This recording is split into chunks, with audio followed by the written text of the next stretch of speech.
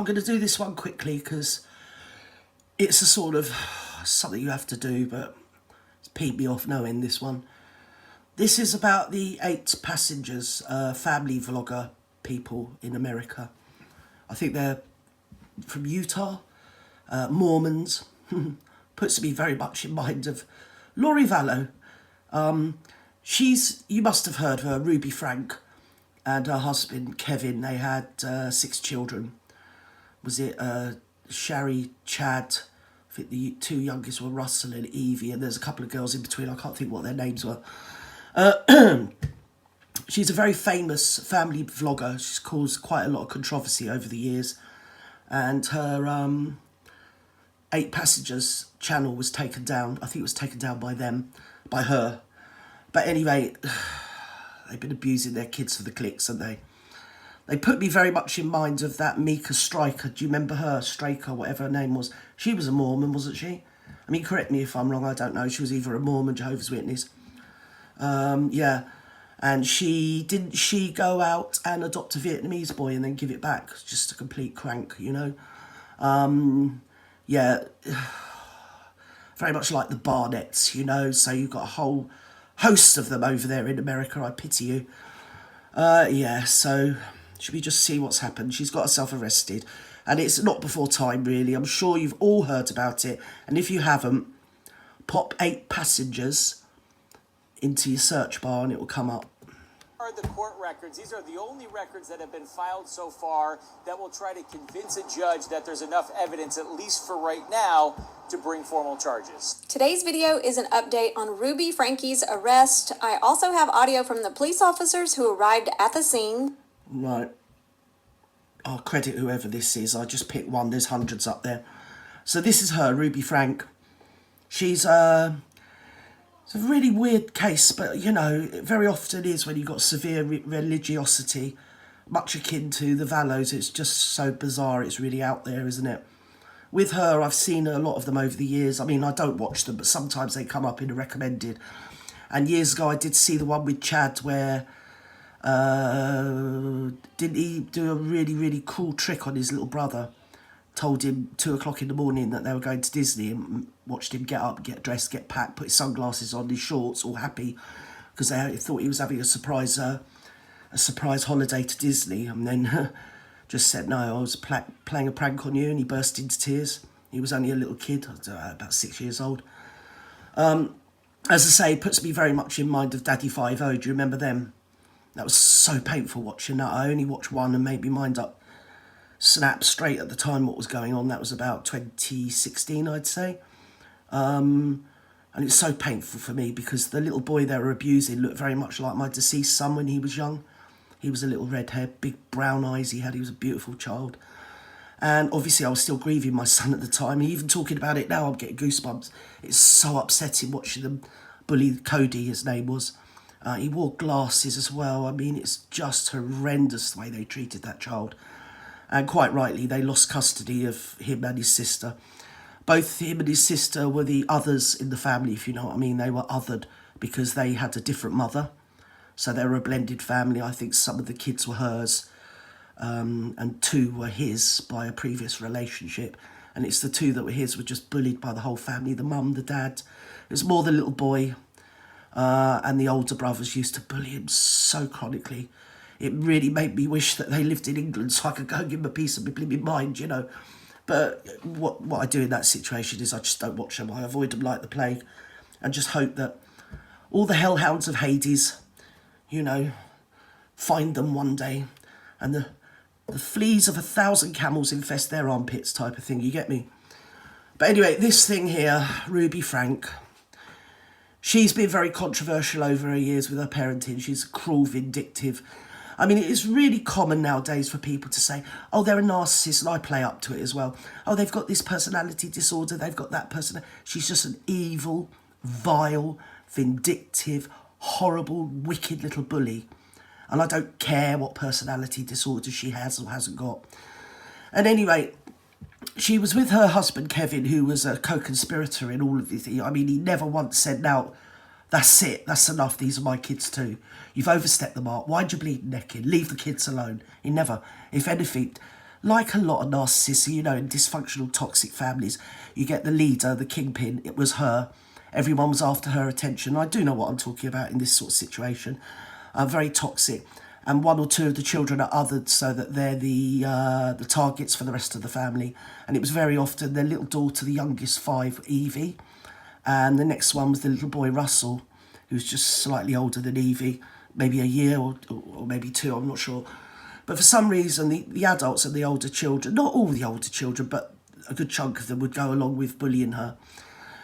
When they were ill, she used to make them a bed on the bathroom floor, like literally just a duvet and a pillow, and they had to lie on the bathroom floor next to the toilet. And then she'd film herself saying, "Oh, they're ill again. Yes, they have to sleep on the floor, so they're near the toilet. Get a bleeding bowl, you wicked witch." She was always I'm a very strict disciplinarian, and I'm this, that, and the other, and I'm bloody. It was always about her. She had to be, oh, I'm going to teach them this lesson, that lesson. All of the lessons, none of which she's ever learnt herself, but found it incumbent upon herself to teach to her children. I mean, if they were bleeding dogs, they'd have been removed years ago, the way she treated those children. It was absolutely vile. Like I say, I avoided them like the plague. I don't watch crap like that. But it's come back into my hemisphere, so to speak, because last week, I think it was on the 30th of August, hooray, what a wonderful day, they at last got arrested. Now, about a year ago, she booted her husband out, Kevin, the luckless, thankless Kevin, who's much used as a chocolate bleeding teapot. And he sort of went and hasn't been seen since. And funnily enough, she took up with a woman, quite a chunky effort, called Jodi something or other. Some bleeding weird name that I really don't care. I can't be bothered. You'll find it. And you know how Mormons, see, another thing with them, they're always like filming themselves, having a diatribe and ranting about LGBT people and overweight people and ethnic people. They always had a really negative, poisonous opinion, despite being Christian and Mormon and all this old who, you know what they're like. Look at me, I'm wonderful, but really they were just a pair of bitches. And anyway, she towed up with this chunky bird called Jodi something or other, who styled herself as a therapist and was actually defrocked for being one or banned for being one for a while. She was a therapist, counsellor for the Mormon people, whatever. And apparently it's very weird, and obviously I don't know whether you can grasp the straw I'm going to hold out to you here, viewers, but apparently there's 4 or 5 families that this Jodi had been involved with before, and she cleaved to the mother of the family, causing the father of the family to leave the home, and her ideas on child rearing made Dr. Mengele look nice. Do you get me? She's an absolute bitch monster. And of course, I think she's obviously a grandiose or malignant narc, this thing here, right? Her husband's just a cabbage. But I think when you get a malignant narc and it toes up with a psycho, then you've got yourself real problems. Now, this Jodi bird, they're always ranting against the LGBT thing. I mean, they don't even get to the T. I mean, the T, I think they just faint if anyone mentioned that word. But they're very much against the L, the G and the B. But I'm contesting that Chunky Bird Jodi is very much an L. And I'm just going to leave that there. There's several uploads you see where she's holding this Ruby's hand. And when the husband walked out, she abandoned her kids, left them in the house week in, week out. They're only young kids. 2 oldest are buggered off, I don't blame them. And she just left them, didn't bother with them at all, and took off with this Jodi.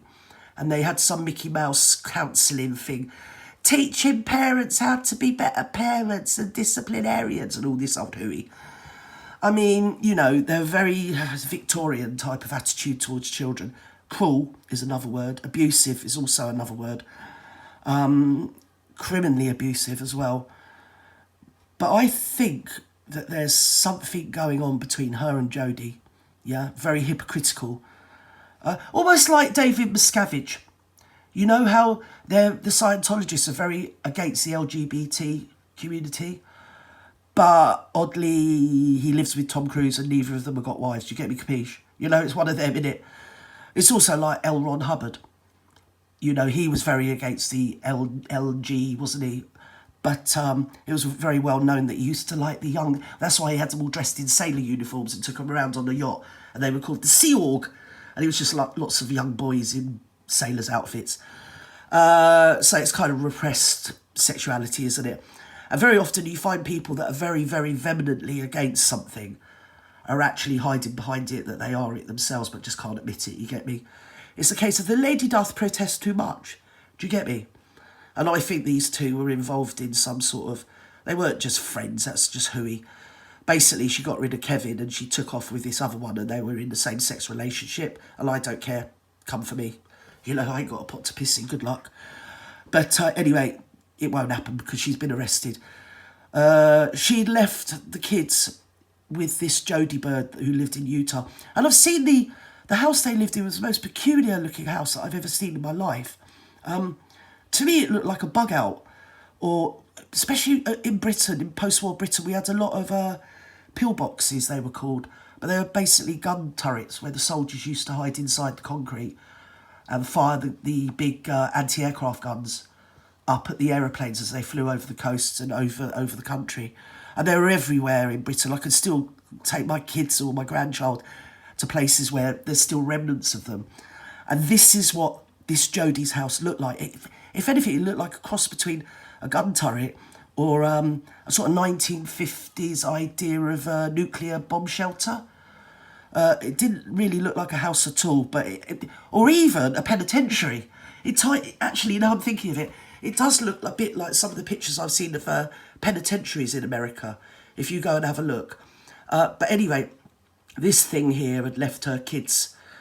Something had happened and she had to go. She had a family emergency, so she left her two youngest kids with this Jodi. And you got to remember, if you're in Britain, Utah is absolutely burning hot. Well, it's in the desert, isn't it?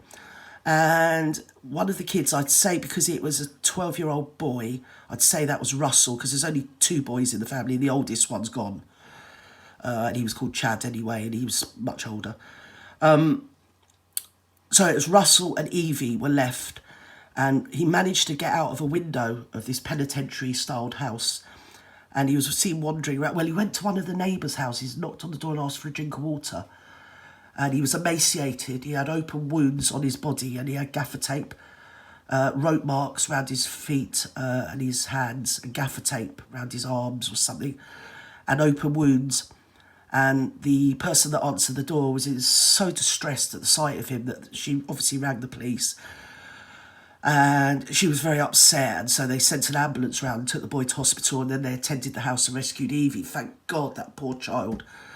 I mean, if you've got a stomach for it, go and just have a look, because although they've took the channel down, there's a lot of other channels that were champion the children's cause over the years and have plugged away. Rather like I do with Wedger, I chase him around the internet and keep on top of what he's actually up to. Well, there's plenty and plenty and plenty of YouTubers that were doing this to the Franke family. And they also did it to the Daddy 5-0 family and the Mika Striker family and the Barnetts. You know, you always get good souls that will come out and sort of say, no, I don't agree with this. You use your platform to do that, and I'm going to use my platform to stand here and call you a wrong 'un, you know. So if you go on there, just put in 8 passengers in your search bar and have a look and see what comes up, because you'll see that, oh God, the way they bullied that poor child. She's just such an evil, evil cow. As I say, you know, if they were dogs, they would have been removed like years ago. But for some reason, you know, it's different with kids, is it? Anyway, I hope they never have to go back and see this woman ever again. The woman is... I'm almost sort of wanting to say she's sick in the head. But no, because there are people with mental ill health that don't behave like that to children. I just think she's vile. She's wicked. She's a monster. She's all those negative words. She should never, ever have had children. And she should definitely never ever go out with weak men, because he just stood by and let her do it. And as I say, once she got involved with this Jodi, Kevin was out the door and Jodi was in the door, if you get me. And of course they're not L at all. No, look, let's be honest. No. We're Mormons. We don't do things like that. We're perfect little people. But yeah, there was something really weird going on there. Anyway, I've got to go now. My grandson's coming. Bye-bye now.